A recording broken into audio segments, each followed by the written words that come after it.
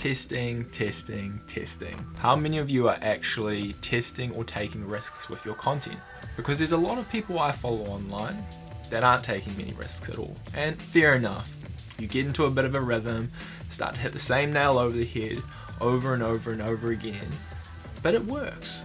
They might be getting good enough engagement, consistency, brand awareness, but what if there's a better way? One of the things I really love about doing content for myself is the fact that I really get to test out ideas that my clients can then use later on. And you know what? Sometimes these tests don't always work. And as a result, sometimes my own results may suffer from it.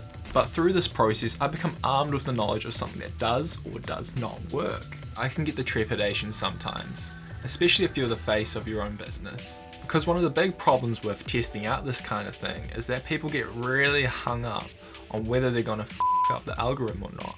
But here's the thing, maybe this algorithm is not the problem. Maybe you haven't experimented enough and really honed in on your full content's potential.